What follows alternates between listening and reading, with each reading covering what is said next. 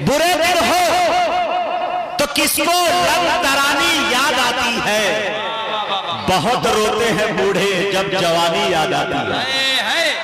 बोले इधर के लोग, इधर के मोहल्ले के लोग, पूरा मजमा दोनों हाथों को उठा के हवा में लहरा के बोलिए सुभान अल्लाह, माशाअल्लाह। अब हुआ बुरे दिन हो तो किसको रंग तरानी याद आती है, अरे बहुत रोते हैं बूढ़े जब जवानी याद आती है।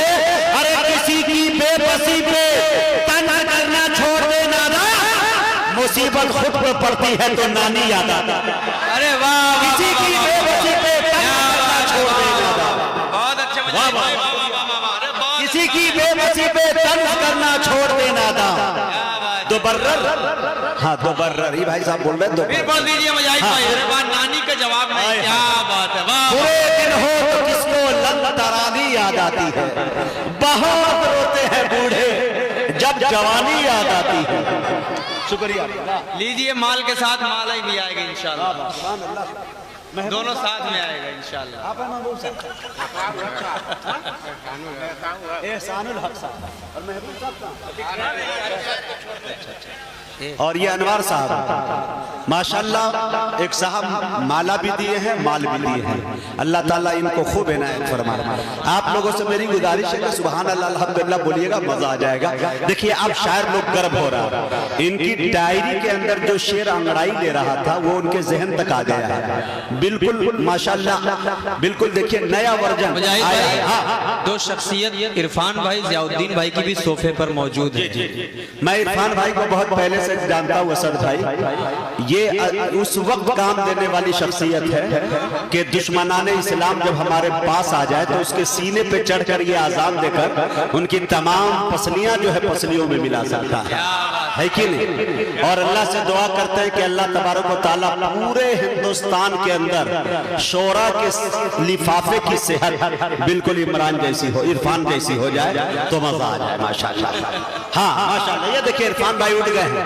मेरा मकसद यही था बोलने का। क्या बात है, सुभान अल्लाह सुभान अल्लाह। माला के साथ माल लेके आ रहे हैं, इसका मतलब यह है कि मुजाहिद हसनैन, हाँ माशाल्लाह, शुक्रिया भाई, जज़ाकल्लाह जज़ाकल्लाह, वाह वाह भाई वाह वाह, बहुत अच्छे। हम भाई बीच बीच में भी आते रहते हैं जहानागंज, जहानागंज से तो मोहब्बत है, पार्टी उटी जश्न उश्न चलता रहता है। दिलबर भाई उसमें हुआ करते हैं। दिलबर भाई की 3-3 शादी। मैंने पहली फुर्सत में पूछा भैया फिर उम्मीद है का, बस यार जब आते हो तब दुआ दे के जाते हो, एक आ जाती है। हम अल्लाह से दुआ कर रहे कि या अल्लाह बस।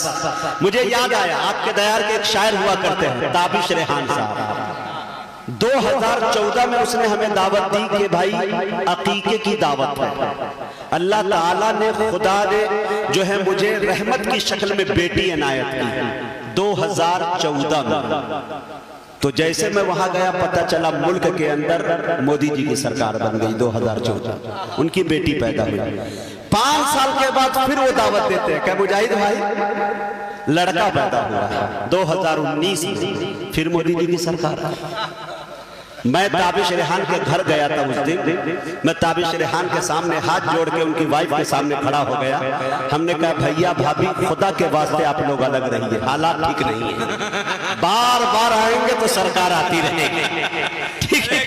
अभी मामला दो बैठा हुआ है, दुआ कीजिए इससे आगे ना बढ़े, ठीक है। इसी तरह से दिलबर साहब का मामला, अल्लाह से दुआ करता हूँ 3 ही पे इक्तफा रख के चौथे का इरादा न करे माशाल्लाह। अब शेर देखिए, बुरे दिन हो तो किसको, आ गए हैं भाई माशाल्लाह, बुरे दिन हो तो किसको लंतरानी याद आती है, बहुत रोते हैं बूढ़े जब जवानी याद आती है। किसी की बेबसी पे तंज करना छोड़ दे नादा, मुसीबत खुद पे पड़ती है तो नानी याद आती है। 4 मिसरे और पढ़ता हूं मेरे दोस्तों, शेर देखिएगा कि अना की गर्द सलीके से झाड़ सकता हूं। शेर सुनिएगा,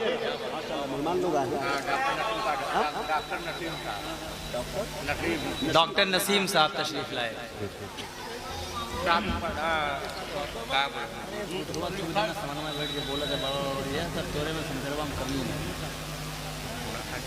अरे मैं खाता हूँ लेकिन यहाँ नहीं खाया हूँ ना, अभी जब मैं खाता हूँ तो बोलता ही नहीं है। हाँ, डॉक्टर नसीम साहब तशरीफ ले आए हैं माशाल्लाह, जो प्रत्याशी है चेयरमैन के, माशाल्लाह अल्लाह इन्हें कामयाब करे। तशरीफ ले आए हैं पूरे लाहौर लश्कर के साथ।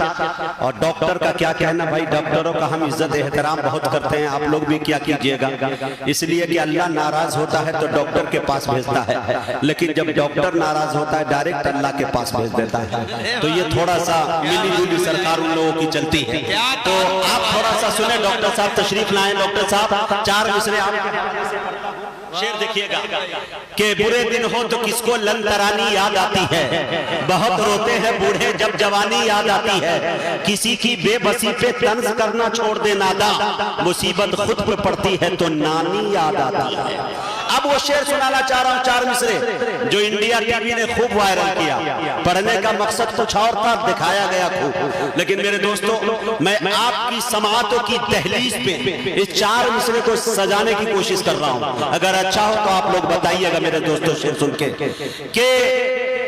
अना की गर्द सलीके से झाड़ सकता हूं, कलम को तीर बना के पछाड़ सकता हूं।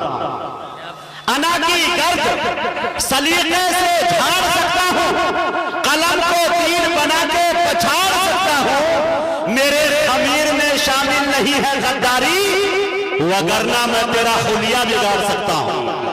मेरे अमीर में शामिल नहीं है गद्दारी, वगरना मैं तेरा हुलिया बिगाड़ सकता हूं। बहुत बहुत शुक्रिया। अब आइए मेरे दोस्तों, इन दिनों बड़ी तेजी के साथ बहुत सारे शायरों के बारे में नाज़िम की हैसियत से मैंने कहा, लोग कहते हैं कि मुजाहिद हसनैन हबीबी जिसके बारे में कह देता है वो बहुत तेजी के साथ सफर करने लगता है। वो होता ये नहीं है, असल ये है कि अपने टूटे फूटे तजुर्बात और अपनी फिक्र की तराजू में जिसे तौल लेता हूं, तो शायद मुझे ऐसा लगता है कि मैंने कम से कम 4-5 ऐसे शायर हैं जिनको अपनी इस उम्र के अंदर मैंने बड़ी तेजी के साथ दौड़ते देखा है। जहानागंज की सरजमी से शमशेर जहानागंजवी ने बड़ी मजबूती के साथ इस इलाके का, इस जिले का नाम, इस कस्बे का नाम रोशन उसने किया। लेकिन मुझे इस बात की भी बड़ी खुशी है कि वहीं पे बराबर के टक्कर देने के लिए वज़ा क़ता में भी दुरुस्त, आवाज के अंदर काफी निखार भी है, बल्कि मैं ये कह दूं कि लाल किले का खुरदुरापन जिसकी आवाज में पाया जाता है, कुतुब मीनार की बुलंदी जिसके आवाज के अंदर मैंने देखी है, जामा मस्जिद की पाकीज़गी जिनके आवाज के अंदर मैंने देखी है। मेरे दोस्तों, आने वाले 1 साल के बाद आप कहेंगे कि बिहार का मुजाहिद हसनैन हबीबी कुछ कह के गया है। जहानागंज के अच्छी अच्छी शादी और अपने बिरादरी के करीब करीब भी वो नजर नहीं आएगा, क्योंकि इतनी मसरूफियत उनकी बढ़ जाएगी।